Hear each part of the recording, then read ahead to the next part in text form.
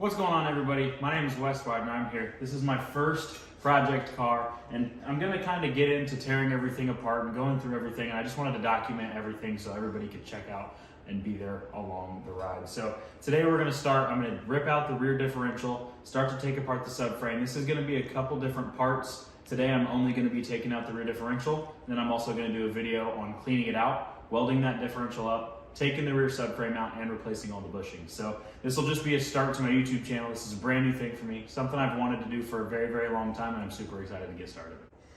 So this here is my 2003 325 Ci BMW that I picked up actually just about a week and a half ago, and it has been sitting here ever since because I'm excited to get to work on it. Now on the 325s, I know you do have the weaker transmission, the weaker rear end, a lot of weak parts compared to the 328s and the 330s, but this is something I picked up for a really good deal, and it was just something to kind of get everything started. I'm very excited to work on this vehicle. I'm not scared to put a little bit more work into it to make it more reliable. It's just something that I'll have to learn to do along the way. So I'm very excited to get started on this vehicle. I have very, very big plans for this, and hopefully you guys will get to see that unravel here soon. Okay, so when you're taking apart the rear end, you always got to start from the outside in, from what I've noticed. We're gonna jack up here on this joint so we can relieve the spring pressure on the rear shock. Take out this 18mm rear shock bolt, and it should just come right free. Take the spring out, and then we'll hop to the other side.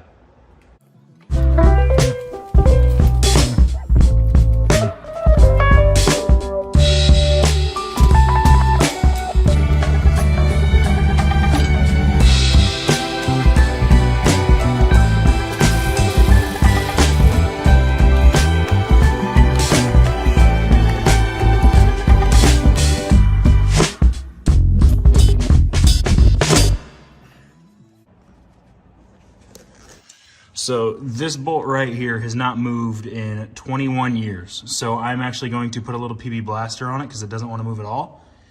Let it sit for a couple minutes, and then we're going to come back to it. So the other side didn't want to come off. We're going to come over here, see if this side likes us anymore. All right, we're going to try to give her a little bit of power first just to see if that helps anything to break it loose.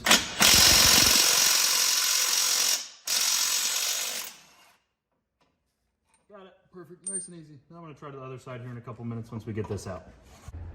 All right, now that we have this rear shock here loose, we can let this control arm down, and this spring's gonna come free, and we'll rip that guy out. Keep going. I'm gonna have to pry this guy out, actually. See, it does not want to come, so yep. I'm actually gonna set this down and get a pry bar and see if that'll help anything. All right, so finally, after about 5 minutes, I was able to get a hammer and this nice pry bar, pry down right here, and then just with a lot of wiggling and a lot of beating, the spring came right out. It was stuck on this, so it was a little bit kind of a pain because it's very clear that none of this has been touched in a very long time, but did come out, so now we're gonna hop over to the other side.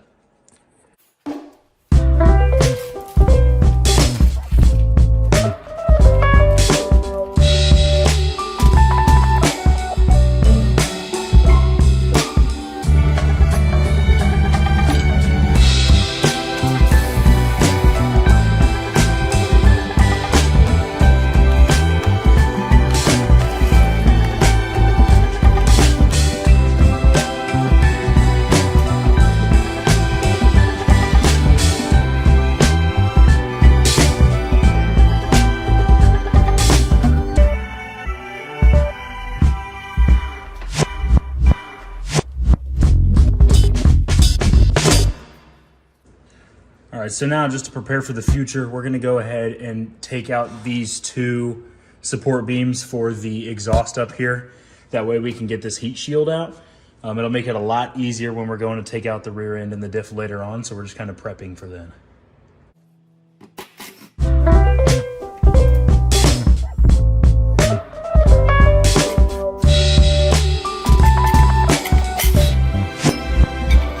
So I've got a 10mm here on each corner of the heat protector for the exhaust, and I'm going to be removing all 4 of those.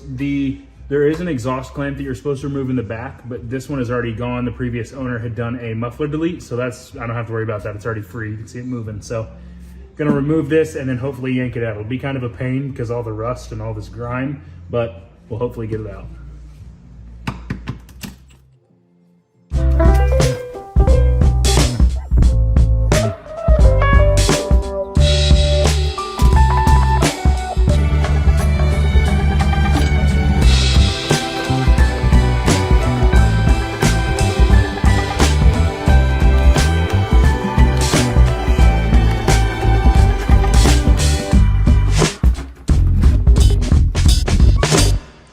now that I have the heat shield out for the exhaust in the mid, I was going to hop onto the axles, but you can see the axles are kind of tucked away in there. This big exhaust pipe's in the way, and you can see the beautiful muffler delete that the people before me did. I'm hoping to replace this before we get into this summer, but worst case scenario, we'll just do a couple deletes on like the mufflers and the cats and the headers and things like that. So for now, I'm just gonna remove this so we can get to these rear axles. Yeah, there's no way that these nuts are gonna come out here. They are way too rusted on. I can't get them to move at all. I'm too worried I'm gonna break something in the process. So but probably gonna just try to find a good way to cut those out, or just cut the exhaust here and worry about it later when I take the headers out. But for now, we're gonna move back here to the back, trying to get the axles out. It's gonna be a lot harder with this exhaust still in, but gonna try to have to work around it because I really don't wanna be working on this for the next 4 days. So just get back there and try it out. Okay, here on this side, the axle is gonna be actually pretty easy to get out, hopefully. Looks like they are E12, so I'm just gonna kind of have to do them one at a time, slowly rotate it around.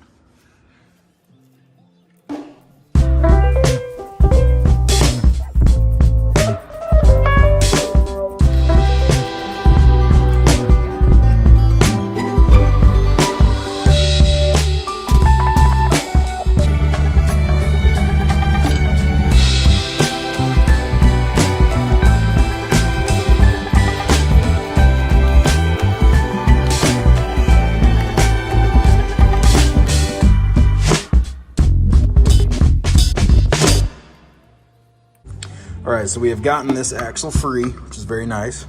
But now I get to work with this guy in the way, and the axle nuts are, not axle nuts, but the bolts connecting the axle to the diff are right here. So gonna have to find a good way to get in there and make this super easy, but I have a feeling it's gonna be really hard, so I'll keep you updated.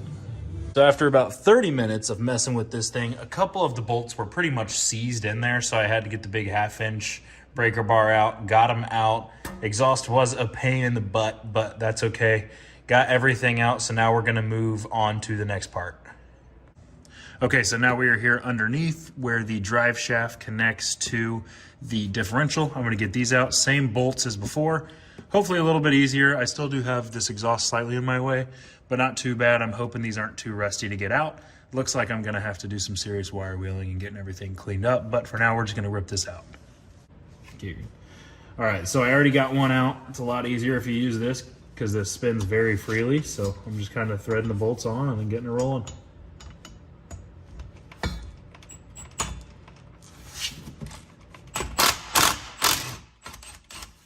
Just pop out real easily.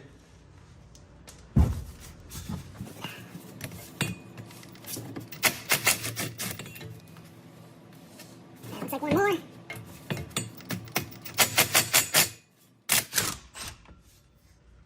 And once I get this guy out,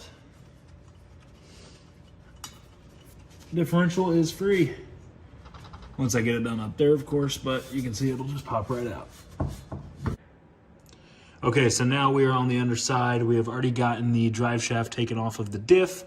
Now we are working on this sway bar. It is connected by a bolt going through to a nut, and of course they are both super rusty. I'm gonna imagine the other side is the exact same way. I'm not gonna record me doing this part because I have a feeling it's gonna take a while, but I will keep you updated when we're done.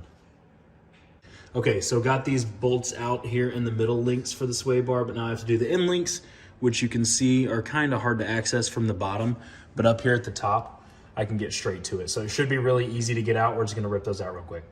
Now that we have these bolts removed on the rear sway bar end links and the normal rear sway bar bolts, it's loose somewhat. So I'm gonna go ahead and fidget with this thing for a minute and get it all the way out, and then we will hop back into it. Now I will be removing these braces that hold in the rear diff in between the drive shaft and the differential. You see over there's a little bracket. I'm gonna be removing that and then taking out this big bracket here. So we just got this rear brace out on the differential. This little piece right here sits over the side, kind of just like a cover. So you have an 18 on each side and then two 13s on the inner parts. And then over here you have just two small 10 mils. Really easy to get out. That nut over there gave me a little bit of trouble, but I just pulled out the breaker bar and it was really easy. So now that we have these braces out, we're gonna hop to the diff mounts. All right, we're back here under the car. We're going to be removing these 2 bolts for the rear diff mounts, and then we are actually going to come down here and remove this one as well. This looks like it's a 21. Going to be kind of a pain to get out because it's a pretty long bolt, but I have a feeling that these ones are going to be a little bit easier. For some reason, they look a little bit newer. They may have been replaced, or they just might be in really good shape. So hopefully they're just in good shape. All right, so quickly learned that when you get these 3 bolts out, the diff is ready to come out. So you get those bolts out, you kind of, if yours is like mine, it's a little rusty, so I had to pry it with a screwdriver a little bit to get her out. That's gonna fall down, almost smack you in the head. And then you do have the diff over here that I dropped out with a jack because it's a little bit heavier than what I was comfortable being underneath. So we put a jack up. My lovely girlfriend helped me get it out. So this thing is ready to go. I'm gonna pull it out and get a better look at it so I can see what we're gonna need to assess and clean, and then we'll kind of move forward from there. All right, so here is the diff. This is what I am going to be taking apart, welding, doing that whole fun thing with. It's pretty greasy, as you can tell. I mean, from a 2003, it's what I expected, but everything looks to be like it's in good condition. I'm just gonna have to do a little bit of wire wheel work here to make sure that we get this rust away, and then do a little bit of power washing to clean this up and probably put a new coat of paint on it. Now, here on the back side is where we're gonna be doing a lot of the work.